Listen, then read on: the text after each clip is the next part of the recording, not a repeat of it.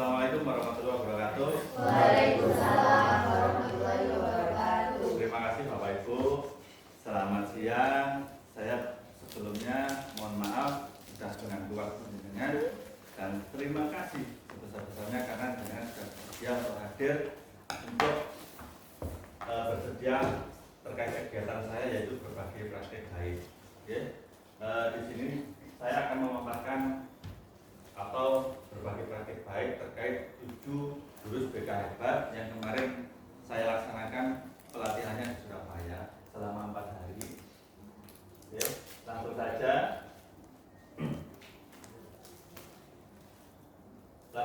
Di 7 jurus BK hebat ini ada 7 Bapak Ibu yang tadi sudah saya jelaskan di OJL yang pertama tadi kan ya.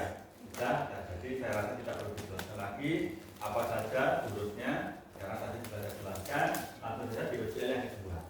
Di OJL yang kedua ini saya memilih kelola emosi Bapak Ibu.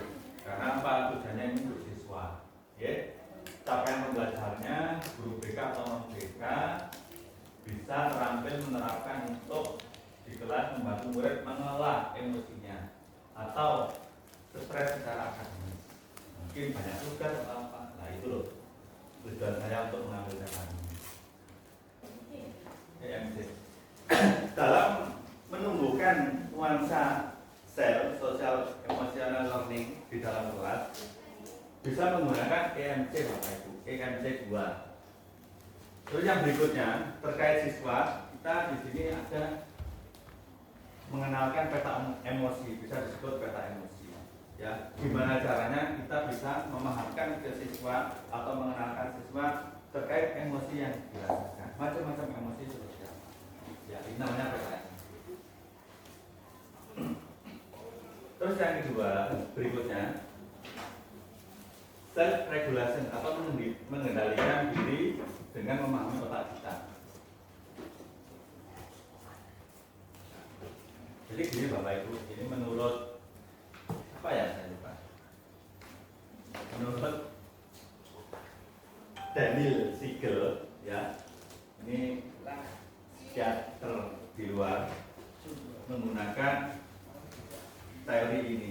Jadi untuk memahami emosi kita harus mengenali otak kita dulu.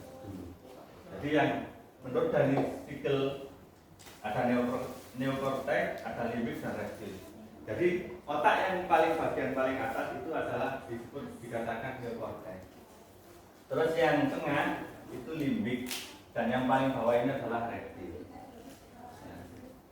Nah, ini terkait sosial saya yang kedua ke anak-anak. Saya menggunakan tadi untuk mengelola emosi di kelas saya menggunakan peta emosi ya untuk mengenalkan anak-anak emosinya itu seperti apa, jenis seperti apa biar tahu. Karena selama ini anak yang diketahui itu emosi itu adalah marah. Nah, dengan peta emosi dia ternyata tahu. Oh, saya sedang bahagia itu ternyata emosi. Saya sedang jatuh cinta itu ternyata emosi. Seperti itu. Nah, terus saya juga menggunakan ini dalam mengelola emosi menggunakan roda pilihan tadi ke anak-anak. Bahkan setelah itu anak-anak langsung mempraktekannya.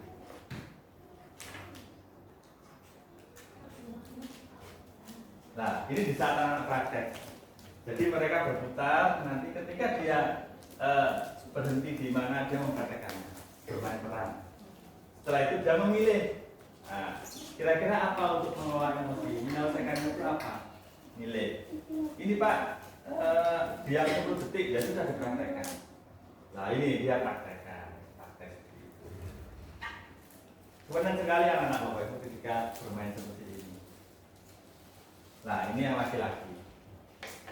Nah, dia memilih meminta maaf apologi. Nah kelihatan itu samanya. Nah dari situ setelah praktek anak-anak menyampaikan gimana caranya mengelola emosi, apa pengalamannya apa di saat bermain peran. Dia menyampaikan masing-masing kelompok ini. Setelah itu kita juga dalam kegiatan ini di kelas kita juga membagikan instrumen apa terkait identifikasi emosi. Ini ketika konseling.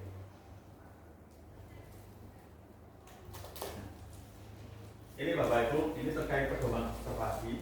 Jadi sebelum saya memberikan materi ke kelas tersebut, saya melakukan observasi kepada guru mapel karena saya mendapat laporan, Pak, kelas ini loh kelasnya sering bermasalah beberapa anak. Ini guru tersebut mengobservasi sebelum diberikan layanan. Nah, sampai sesudah. Nah, ini. Memang ada beberapa siswa. Jadi ini yang beliau guru mapel, guru bahasa Inggris kebetulan, Bu Gita. Nah, terus ini lembar layanan konseling individual. Nah, ini anak yang sebelumnya merasa dibutuhkan, dari hasil tersebut lebih merasa tenang dan merasa lega. Begitu. Oke, terima kasih. Itu pemaparan dari saya. Mungkin dari Bapak Ibu ada yang ditanyakan? Ya, Alhamdulillah. Baik, terima kasih. Assalamualaikum warahmatullahi wabarakatuh. Waalaikumsalam. Berdasarkan pemaparan yang disampaikan oleh Pak Andi tentang pembelajaran sosial emosional, jadi pembelajaran sosial emosional ini apakah bisa diterapkan di semua rumah? Oke, untuk pembelajaran sel ini apakah bisa diterapkan di rumah di kelas? Saya jawab sangat bisa, Bu. Karena di pemaparan yang saya awal tadi, di situ ada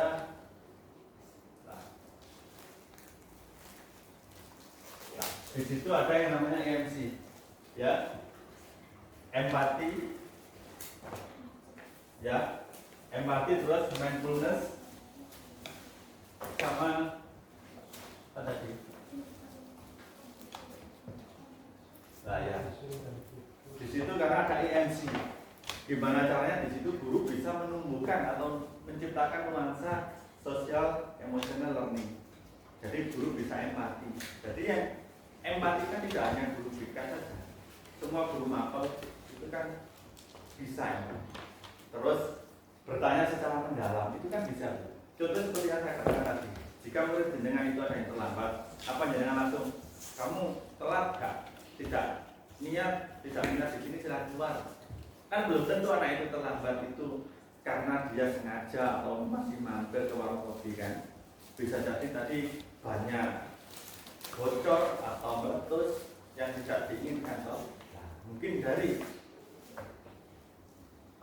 EMC ini kita bisa menanyakan, kenapa kamu kok terlambat, kok tidak seperti biasanya, ya termasuk empati kan. Nah, dari situ dia bisa menciptakan. Akhirnya tindakan yang kita berikan ke anak tersebut bisa bijak, mungkin dirasa bijak ya. Nah, gitu. Oke, itu jelas ya. Jadi bisa, Bu. Jadi teknik EMG untuk gimana menumbuhkan nuansa sel ini bisa dilakukan pada semua guru mapel di kelas. Karena tujuan sel pembelajaran sel ini membuat nuansa pembelajaran lebih, anak-anak lebih senang, nyaman dan gembira, lebih nyaman terutama. Paham ya? Oke, mungkin ada lagi? Cukup? Cukup ya? Oke Bapak Ibu, terima kasih. Itu tadi pemaparan dari UCL kedua saya. Saya sebelumnya terima kasih atas kesediaan jenengan. Mudah-mudahan apa yang saya sharekan ke jenengan ini bisa bermanfaat untuk kedepannya. Ya, terima kasih dari saya. Saya akhiri. Assalamualaikum warahmatullahi wabarakatuh.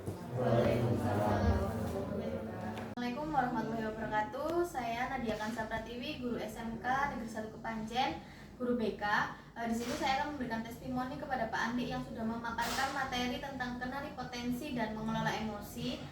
Menurut saya sudah bagus materi yang sudah disampaikan oleh Pak Andi dan mengena kepada saya, dan itu bisa diimplementasikan kepada siswa saya di kelas. Terima kasih Pak Andi, semangat. Assalamualaikum warahmatullahi wabarakatuh. Selamat siang. Saya Andi Setiawan, guru BK di SMK Negeri 1 Kepanjen. Di sini saya telah melaksanakan UCL kedua, yaitu terkait jurus kelola emosi. Di sini anak-anak sangat senang karena selain anak-anak mengenali emosinya, anak-anak juga bisa tahu cara mengelola emosinya dengan baik. langkah apa yang ingin dia ambil dalam menghadapi emosi yang dia rasakan. Itu saja, terima kasih. Semangat pendekar 7 jurus BK hebat. Kompak selalu. Assalamualaikum warahmatullahi wabarakatuh.